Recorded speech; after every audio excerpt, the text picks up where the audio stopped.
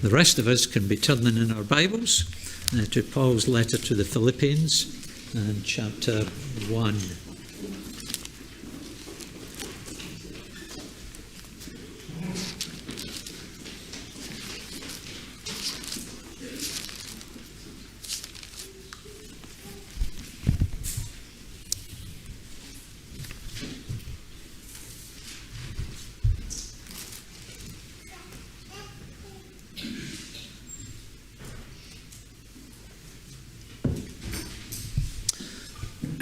I don't know if you've noticed, but no matter where you go these days, people seem to be a lot more talkative.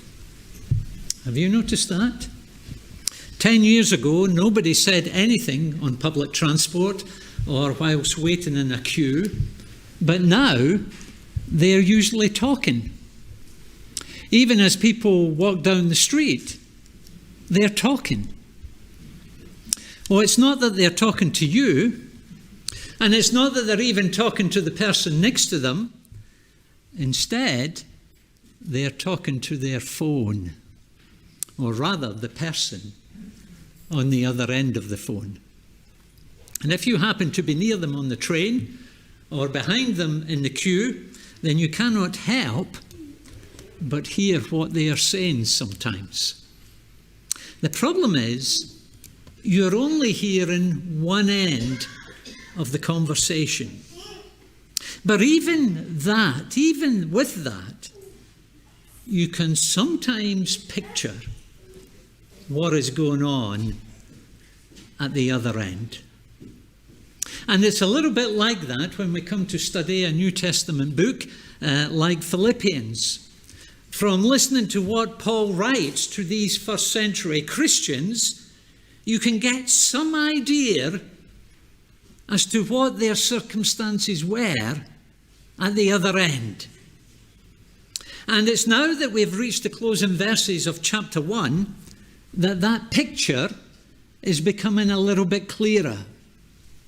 Up until now, Paul has been explaining his situation as a prisoner. But now he starts to shed some light on their situation as a local church. For example, in verse 28, he refers to those who are opposing the Christians in Philippi, opposing them enough that there is the possibility of them being frightened by the opposition. And then in verses 29 and 30, he speaks about them suffering for Christ. And in doing so, they will experience a struggle or a conflict similar to that which Paul himself has known. And so it seems that the congregation in Philippi is now coming under attack. They are coming under pressure from external opposition, an opposition which, as we'll discover later in the letter, no doubt includes the religious opposition of chapter 3, verse 2. But it probably involved much more than that.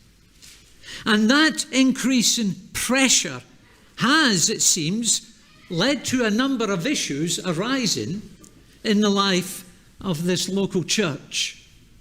As I said a few weeks ago, we sometimes think that Philippi was the model church, and that apart from those two members who are squabbling in chapter 4, we sometimes assume that everything else was just perfect and wonderful.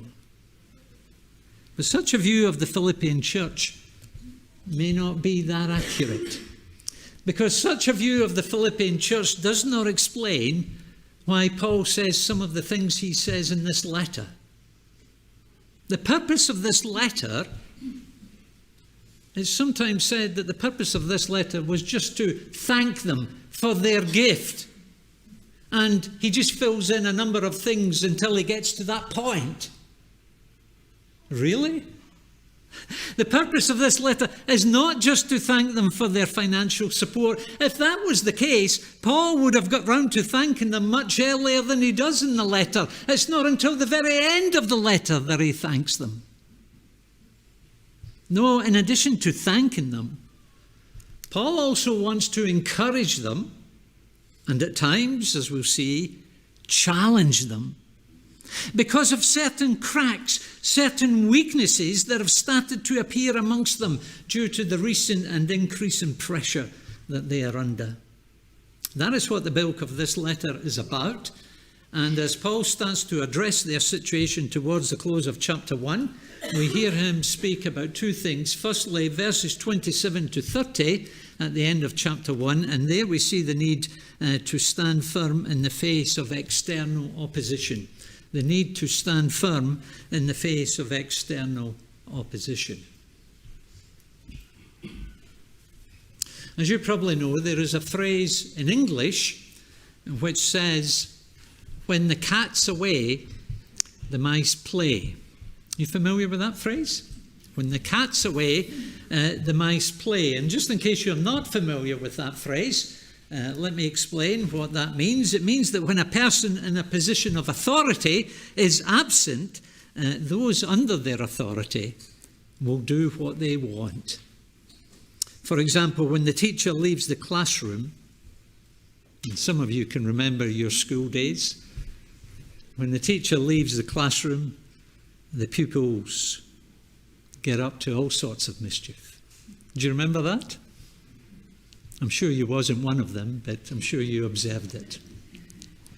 But what Paul is asking of the Philippian Christians in verse 27 is that regardless of whether he is with them or absent, he wants their behavior to be consistent. He doesn't just want them to play the part when he turns up on the doorstep. No, whether he's with them or whether he's a million miles away, he wants their behavior to be consistent, and that is, he wants them to conduct themselves in a manner worthy of the gospel of Christ. Now, when Paul speaks about behavior that is worthy of the gospel, he's not implying that if we behave in a certain way, then we deserve the gospel. That is not what he is saying. And we know that's not what he's saying because the good news about Jesus Christ and all his blessings are entirely undeserved and entirely unmerited. The Christian gospel, as you were reminded last Sunday from Ephesians chapter 2, the Christian gospel is a gospel of grace from beginning to end. But what we must also remember is that the grace of God which saves us is also a grace that transforms us. That's why Paul can say here that having believed the good news about Jesus Christ, there is a type of conduct, there is a type of behavior, there is a way of life that corresponds to that good news that they have already believed. And one consequence of the Philippians demonstrating such behavior is that it will be evidence that they are continuing or persevering in the Christian life. By demonstrating such behavior, Paul will know, verse 27, that they are standing firm in one spirit, contending as one man for the faith of the gospel. Now, did you notice that Paul is not now just talking about continuing in the Christian faith, he is also talking about contending for the Christian faith. And the reason for that shift in emphasis is because both the gospel and gospel-believing people in Philippi are being opposed. Verse 28. They're facing opposition. And therefore there is a need for these Christians to stand firm. There is a need for these Christians to strive. There is a need for these Christians to contend for the faith of the gospel. And did you know that many years later, and that need still exists on the part of Christians today? I say that because we do not live out our Christian lives within the confines of a religious monastery or a little holy huddle. Instead, we live out our Christian lives within the context of a wicked and an unbelieving world. And therefore, contrary to what we might have hoped for, and sadly, contrary to what we might have been told, Living as a Christian in this world never has and never will be a breeze. That's why every generation of Christians in every society face their own peculiar challenges. Every generation of Christians lives in a society which has its peculiar worldview. They live in a society which has its own moral agenda. They live in a society which has its own spiritual emphasis. No matter where you go in our world and no matter which generation you look at over history, you will see that that is the context, that is the situation in which Christians have had to live out their Christian lives. And if we are not careful, it's very easy for us just to go along with the flow and to either consciously or unconsciously absorb the moral and spiritual ethos of the society that we are a part of. That is the easiest thing to do. Just go along with the flow and imbibe their moral and their spiritual ethos. And therefore, if we are going to continue living for God in this world, then our Christian living will need to be intentional. It will need to be deliberate. It will need to be determined on our part. It will require a certain amount of effort, a certain amount of striving, a certain amount of tenacity on our part. That is why Paul tells the Philippian Christians in these verses to conduct themselves in a manner worthy of the gospel. That's why he tells them to stand firm and to contend for the faith of the gospel. He's telling them those things because he knows perfectly well that do nothing about it and care nothing about it, and this world will gradually but persistently squeeze us into its mold, to use the language of Romans 12. It will squeeze us into its mold if we're not careful. And I'm sure most of you are aware of what that mould looks like in 21st century Britain. It is a mould that allows you to believe and behave as you want, as long as you don't suggest for 1 minute that what you believe is the truth and that how you behave is the right way to behave. For example, if you want to believe that Jesus is your personal, preferred way to God, then that is fine. No one within our society is going to get upset over that. Well, they might secretly think you're bonkers, but they won't tell you that, or if they do tell you that, that will be, and as a joke. They certainly won't fall out with you over that. Whereas if you say that Jesus is the only way to God, as Jesus himself taught, by the way, if you say that Jesus, he's not only your personal preferred way to God, he's the only way to God, then you say that and you'll quickly discover that people are opposed to you. Likewise, if you want to live out your life on the basis that sexual relationships are to be experienced within the context of a one-man, one-woman, lifelong marriage relationship, then that's fine. People might think you're a little bit naive. People might think you're Victorian or antiquated, but they won't fall out over you choosing to do that. Whereas if you say that a one-man, one-woman lifelong marriage relationship is the only context in which sexual relationships are to be enjoyed, and that is what our Creator has said, and therefore that is how everyone should be living their lives within that moral framework, say that, and you'll very quickly discover that you've got opposition. And their opposition towards you might take various forms. And again, I'm speaking from a British perspective. In other parts of the world, it could be much worse this morning. But from our perspective, their opposition may involve talking about you and sniggering about you behind your back. It may involve excluding you from certain social circles, certain social events, or cancelling you on social media.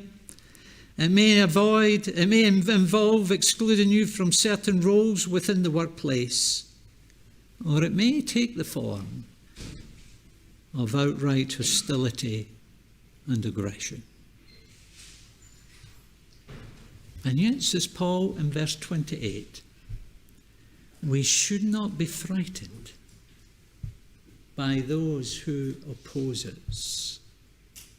In other words, we do not need to be intimidated by such opposition. And the reason we don't need to be intimidated is because we know that we have truth on our side. The ultimate and the objective truth of God's word.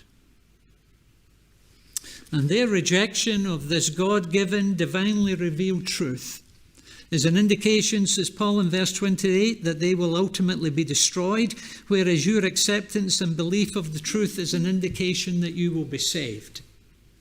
Oh, it's not that your perseverance in the truth saves you, no, but that your perseverance in the truth is an indication that you're being saved by God. End of verse 28. It is an indication, going back to verse 6, it is an indication that he who has begun a good work in us will carry it on to completion until the day of Christ Jesus.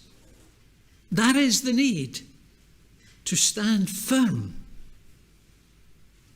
in the face of external opposition, and it's opposition which in one form or another is to be expected. For it has been granted to you, says Paul in verse 29, it has been granted to you on behalf of Christ, not only to believe on him, but also to suffer for him. Nobody told you that the night you made your commitment to Christ, did they? But that is the reality of living for Christ in this world. Just as our faith in Jesus Christ has been graciously granted as a gift from God, so the opportunity to suffer for Jesus Christ has been graciously granted as a gift from God. And just as our continuing obedience to the truth is a demonstration of God's continuing work in our lives, so our suffering for the truth is a demonstration of God's continuing work in our lives. That is the significance of the word "for" at the start of verse 29. Now I know it's easier said than done. And I appreciate that I speak from a British perspective, where our experience of suffering and persecution for the gospel is nothing compared to other parts of the world. And so I very much appreciate that it's easier said than done. But rather than seeing opposition as an unfortunate disaster, perhaps we ought to see it more as a privilege. As Jesus himself said in Matthew chapter 5, he said, "Blessed are those who are persecuted because of righteousness, for theirs is the kingdom of heaven. Blessed are you when people insult you, persecute you, and falsely say all kinds of evil against you because of me. Rejoice and be glad," says Jesus. Rejoice and be glad, because great is your reward in heaven, for in the same way they persecuted the prophets who were before you. And perhaps one of the reasons why we struggle to see opposition for the sake of Christ in that way is because we usually think of suffering in very individualistic terms. After all, suffering for being a Christian can be a very individual and isolating and lonely experience, especially if we're the only Christian in the home, especially if we are the only Christian in the classroom, especially if we are the only Christian in the workplace. It can be a very individual and isolating and lonely experience. But did you notice that one of the things which Paul emphasizes in these verses is that these Christians in Philippi are to see their struggle as a corporate experience? Did you notice that? They are to stand firm not only as individual Christians, they are to stand firm in one spirit, verse 27. They are to contend as one man for the faith of the gospel. In other words, they are to be in this together. And so rather than seeing our striving for the gospel as a lonely, isolated, individual experience, there is something that we ought to do together as a church. We ought to do it together in the sense that we ought to take a united stand for the truth of the gospel. And we ought to be in it together in the sense that if some within the church are facing opposition, whether that be at home, whether that be in the classroom, whether that be in the workplace, if some within the church are facing opposition, then rather than feel that they are facing it all alone, then they ought to know that they have the support and the prayers of those within their church. We are in it together. That is the need to stand firm. To stand firm together in the face of external opposition. Secondly, chapter 2, verses 1 to 4, and there we see the need to be united in the face of internal struggles. The need to be united in the face of internal struggles.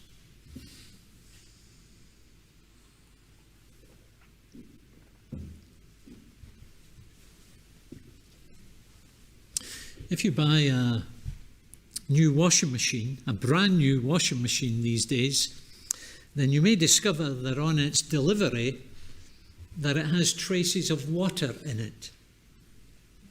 And that's not because the retailer is cheating you and giving you a second-hand one instead of a new one. Instead, it's because the appliance, before being delivered to you, the appliance has been pressure tested by the manufacturer to ensure that it is sound. They test such items under pressure because it is under pressure that faults in the item are more likely to be revealed. And what is true of mechanical items is also true of human relationships. Have you noticed that? It is often under pressure that cracks start to appear in relationships. For example, when a football team is top of their league, relationships within the club seem to be great.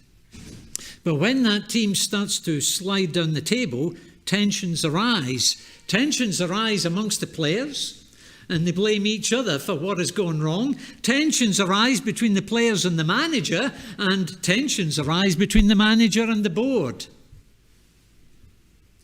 If it wasn't the case, our media would have much to say.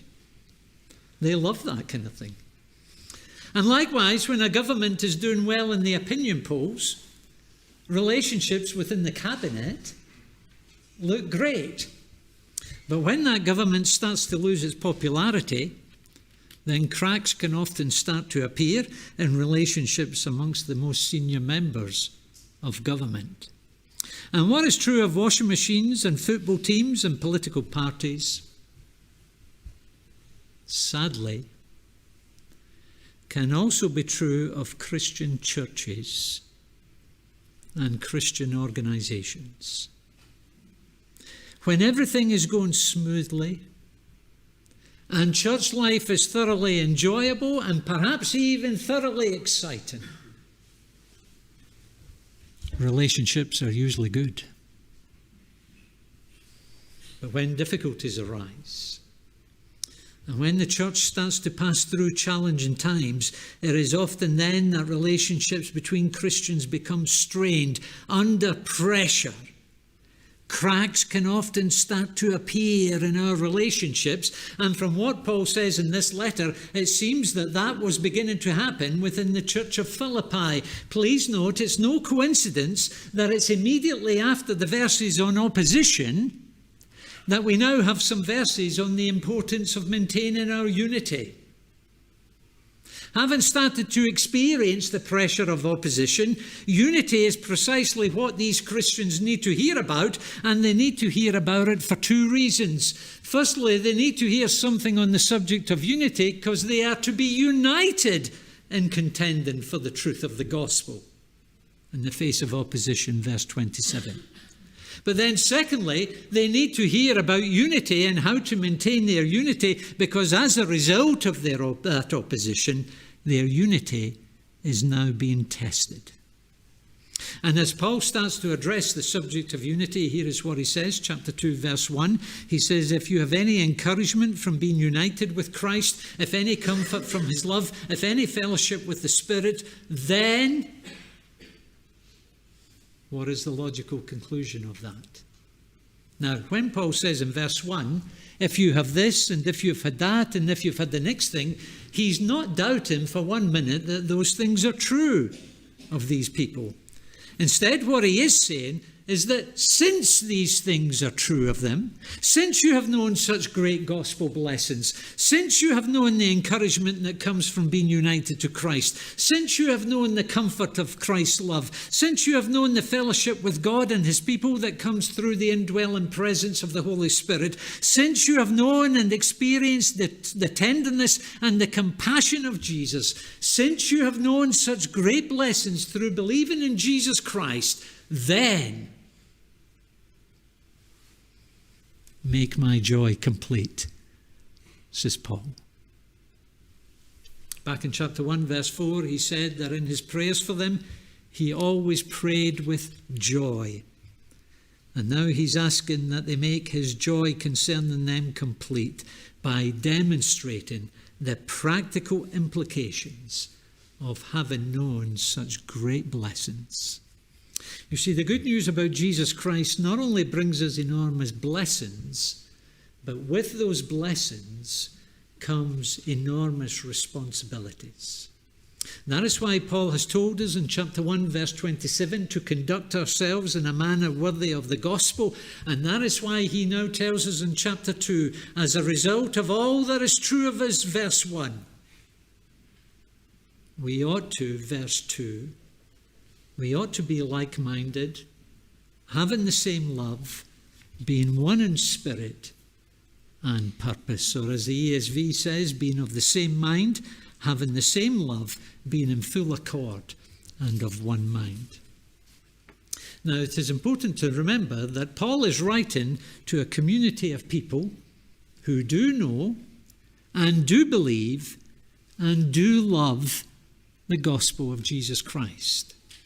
And that's why he's been able to tell them in verse 27 of the previous chapter to conduct themselves in a manner worthy of the gospel. That's why he's been able to tell them to contend as one man for the faith of the gospel. And that is why he's now able to insist on them being one in spirit and purpose. It is only because they share a common faith in Christ, and it is only because they share a common belief in the gospel of Christ that they're able to demonstrate such unity. I say that because what is not often appreciated today is that where there is no agreement on the truths of the Christian gospel, there never will be Christian unity. And that is why Christian churches, and that is why Christian unions have a doctrinal basis that they ask people to sign up to.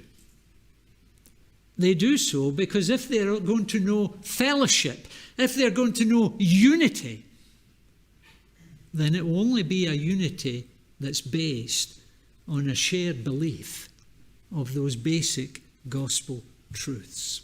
And that's why the ecumenical movement, and that's why the interfaith movement, which seeks to bring people of all sorts of beliefs and of no belief together in unity, that's why it's a lost cause. It's doomed to failure.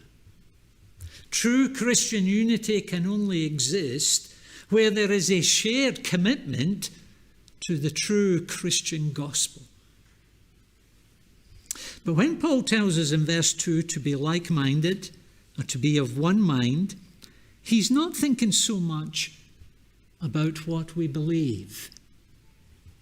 Instead, he's telling us to be of the same mindset, to have and to demonstrate the same attitude. The word that is translated as mind in verse 2 is the same word that is translated in the NIV as attitude in verse 5. Rather than being concerned about the content of what we believe in these verses, Paul is now primarily concerned here about our attitude towards those who do believe what we believe.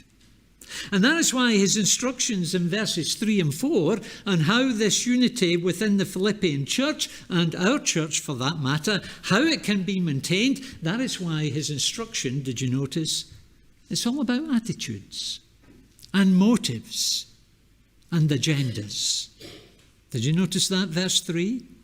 Do nothing out of selfish ambition or vain conceit, but in humility consider others better than yourselves. Each of you should look not only to your own interests, but also to the interests of others. And why does Paul focus on those things? He does so because he knows that the reason why Christian churches and Christian unions and all sorts of Christian organizations, the reason why they are so often disunited is often not because of genuine disagreement over major biblical doctrines. Oh yes, there are times when that is the case, but there are many other times when the disunity is due to Christians pursuing their own little agendas. Agendas which are often fueled by vain conceit, selfish ambition, and a childish desire to get our own way at all cost. And that is why Paul says that if we are going to be like-minded, if we are going to have the same love, if we are going to be one in spirit and purpose, verse 2, then it will mean learning, verse 3, to humbly consider others better than ourselves. Or as the ESV says, to count others more significant than ourselves, to take their needs and their desires and their fears and their preferences as being more important than ours. It will mean taking into account the interests of others, verse 4, and not just our own interests. It will mean having their best interests at heart and not just our own. It will mean looking out for ways in which we can meet and satisfy the genuine needs of others within the church and not just our own needs, which, if we're to be honest, is often a need to satisfy our own ego. It is a need to satisfy our own desires, our own satisfaction, our own longing to be seen more important or better than someone else. That is the sort of attitude, says Paul. This is the sort of mindset that we are going to have and cultivate if our unity as a church is going to be maintained and flourish. This is a sort of mindset we are going to have if we are going to be able to stand and be one in spirit and purpose. This is the sort of mindset we are going to have if we are going to stand firm in one spirit and contend as one man for the gospel. Especially when challenges come and the pressure is on. And if or when that situation arises and the pressure does come and the opposition increases, as it will, then let us make sure that we are standing firm together. Let us make sure that we are contending as one man for the faith of the gospel. And in order to do so, let us make sure that we are not doing anything out of selfish ambition or vain conceit, but instead considering others to be better or more important than us. 2 lessons this morning from Philippians 1 and 2. Firstly, the need to stand firm in the face of external opposition. And secondly, the need to be united in the face of internal struggle.